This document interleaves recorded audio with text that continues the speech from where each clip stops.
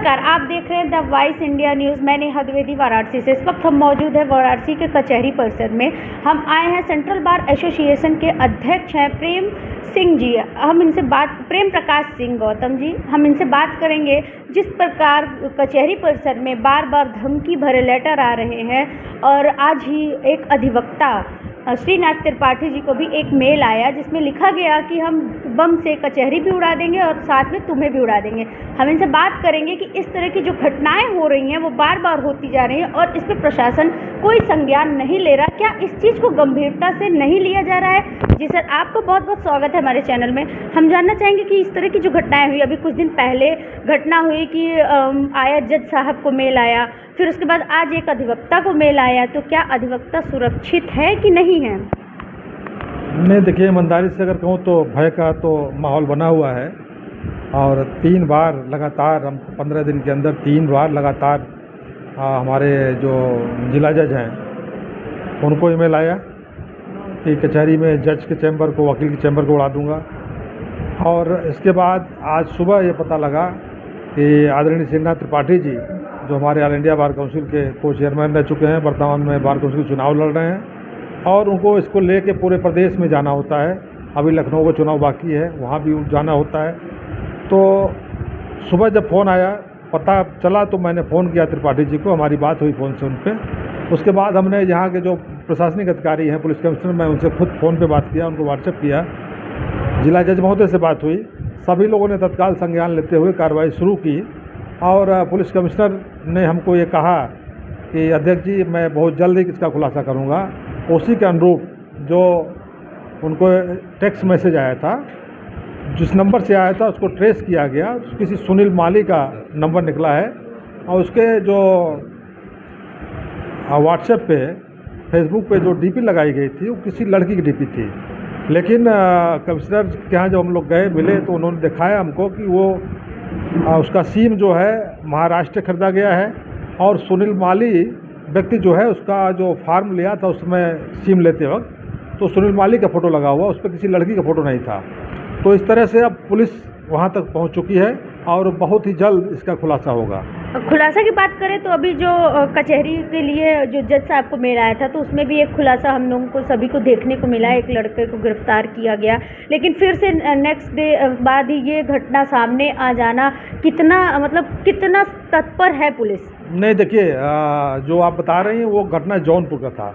बनारस में जो 3 ईमेल आया, उसमें आज तक भी कोई पुलिस खुलासा नहीं कर पाई कि ईमेल तमिलनाडु से आया था, लेकिन किस व्यक्ति ने किया, वहाँ तक अभी ये पहुँच नहीं पाए हैं। ये बहुत गंभीर बात है।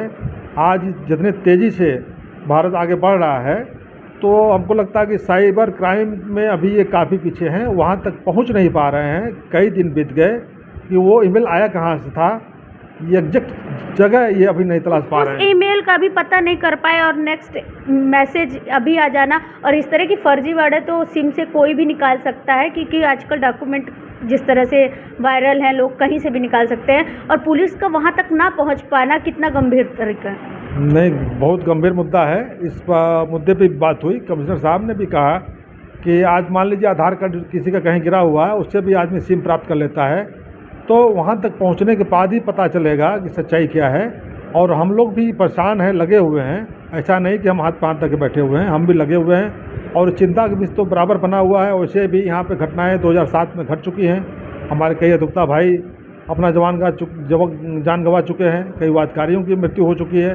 तो गंभीर मुद्दा है। आज हम लोग एकदम भय वातावरण में काम कर रहे हैं। कोर्ट कचहरी को ही टारगेट क्यों किया जा रहा है?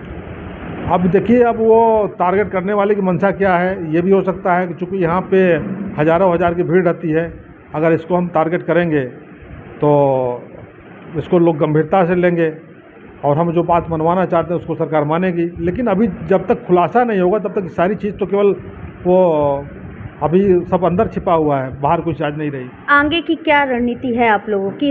इस तरह के जो अब आ रहे हैं मैसेज, उसमें किस तरह का संज्ञान हो रहा है?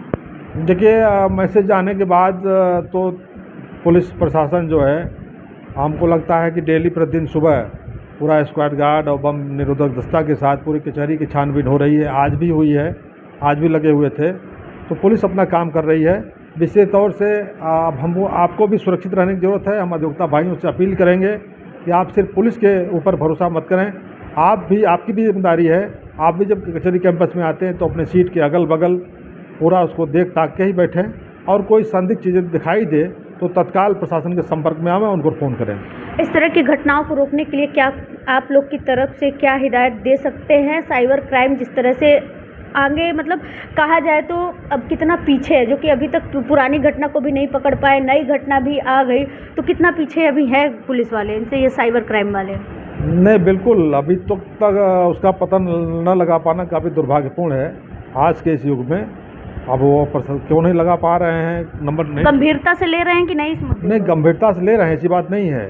क्योंकि देखिए यहाँ पे ये प्रधानमंत्री का क्षेत्र है, हमको आपको लग रहा है कि गंभीरता से नहीं ले रहे हैं, लेकिन पुलिस के लिए भी ये सरदर्द बना हुआ है और इनको भी पूरे लखनऊ तक जवाब देना होता है।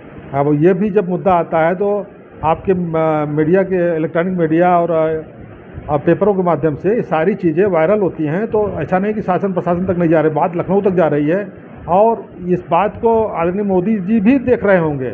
ऐसा नहीं है, जिस तरह से वो उनका ध्यान चारों तरफ रहता है तो इसकी भी जानकारी वहाँ तक पहुँच रही होगी और हमको लगता है कि शासन प्रशासन भी दबाव में होगा, काम कर रहा है। अब देखिए, बहुत जल्दी खुलासा होना चाहिए।